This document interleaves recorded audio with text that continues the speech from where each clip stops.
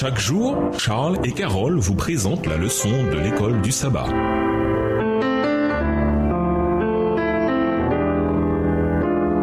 Bienvenue dans votre émission. Dieu nous parle. Nous voilà à la leçon de mercredi. Esclavage en Égypte. Un thème revient sans cesse dans le livre du Deutéronome, celui du salut accordé par le Seigneur au peuple d'Israël qui se trouvait alors dans le pays d'Égypte. À de nombreuses reprises, celui-ci est invité à se remémorer ce que Dieu a fait pour eux. D'une main forte, d'un bras étendu, par une grande terreur, avec des signes et des prodiges, le Seigneur nous a fait sortir d'Égypte. Deutéronome 26, verset 8, et voir aussi Deutéronome 16, versets 1 à 6. Tout au long de l'Ancien Testament, l'épisode de l'Exode est d'ailleurs cité en exemple de la délivrance accordée par Dieu dans sa grâce au peuple d'Israël qui était alors esclave et opprimé en Égypte. Car je t'ai fait monter d'Égypte, je t'ai libéré de la maison des esclaves. Michée 6, verset 4. Cette idée apparaît également dans le Nouveau Testament où la sortie d'Égypte des Israélites grâce à la manifestation de la grande puissance de Dieu est un symbole du salut par la foi en Christ. C'est par la foi qu'ils traversèrent la mer Rouge comme une terre sèche, tandis que les Égyptiens qui tentèrent d'en faire autant furent engloutis. Hébreux 11, verset 29, voire aussi 1 Corinthiens 10, versets 1 à 4. Lisons le texte de Deutéronome 5, les versets 6 à 22, dans lequel Moïse répète la loi, les 10 commandements, le fondement de l'alliance avec Yahvé. Prêtez attention au 4e commandement et à la raison qui en est donnée ici. Dans quelle mesure ce passage souligne-t-il le lien entre la loi et la grâce? Deutéronome 5, les versets 6 à 22. Je suis l'Éternel ton Dieu qui t'ai fait sortir du pays d'Égypte, de la maison de servitude. Tu n'auras point d'autre Dieu devant ma face. Tu ne feras point d'image taillée, de représentation quelconque des choses qui sont en haut dans les cieux, qui sont en bas sur la terre et qui sont dans les eaux plus bas que la terre. Tu ne te prosterneras point devant elles et tu ne les serviras point, car moi l'Éternel ton Dieu, je suis un Dieu jaloux qui punit l'iniquité des pères sur les enfants jusqu'à la 3e et à la 4e génération de ceux qui me haïssent, et qui fait miséricorde jusqu'en 1000 générations à ceux qui m'aiment et qui gardent mes commandements. Tu ne prendras point le nom de l'Éternel ton Dieu en vain, car l'Éternel ne laissera point impuni celui qui prendra son nom en vain. Verset 12. Observe le jour du repos pour le sanctifier, comme l'Éternel ton Dieu te l'a ordonné. Tu travailleras 6 jours et tu feras tout ton ouvrage, mais le 7e jour est le jour du repos de l'Éternel ton Dieu. Tu ne feras aucun ouvrage, ni toi, ni ton fils, ni ta fille, ni ton serviteur, ni ta servante, ni ton bœuf, ni ton âne, ni aucune de tes bêtes, ni l'étranger qui est dans tes portes, afin que ton serviteur et ta servante se reposent comme toi. Tu te souviendras que tu as été esclave au pays d'Égypte et que l'Éternel ton Dieu t'en a fait sortir à main forte et à bras étendus. C'est pourquoi l'Éternel ton Dieu t'a ordonné d'observer le jour du repos. Honore ton père et ta mère comme l'Éternel ton Dieu te l'a ordonné, afin que tes jours se prolongent et que tu sois heureux dans le pays que l'Éternel ton Dieu te donne. Verset 17.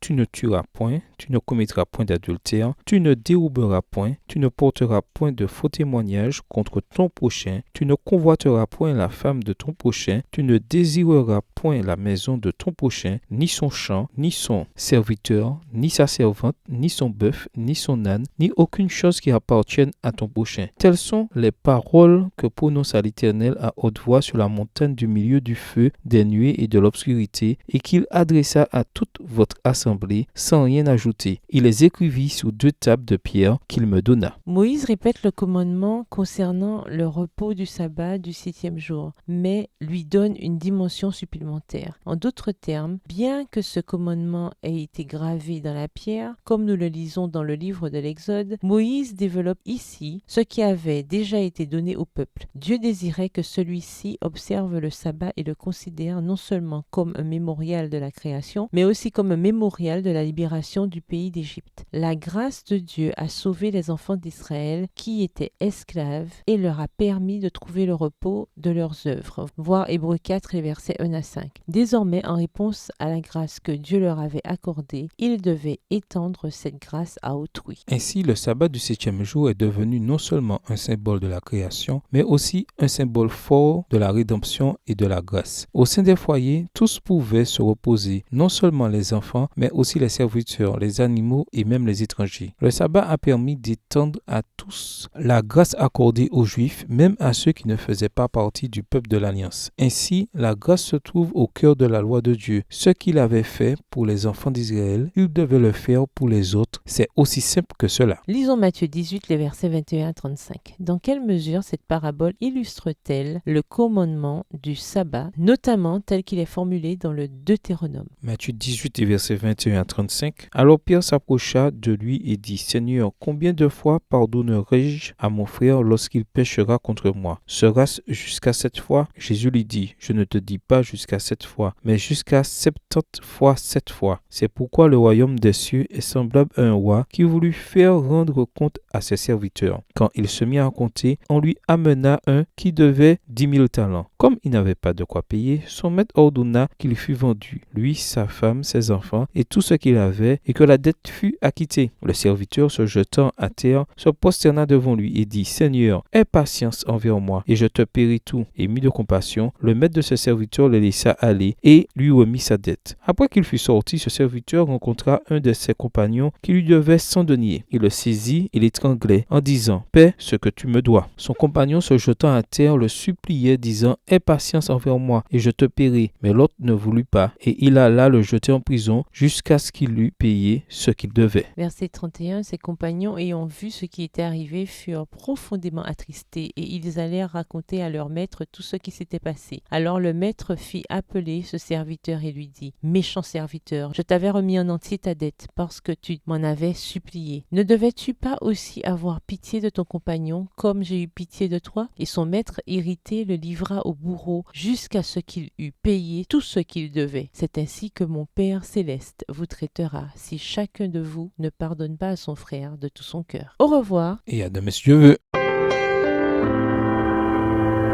Dieu nous parle. Chaque jour, Charles et Carole vous présentent la leçon de l'école du sabbat.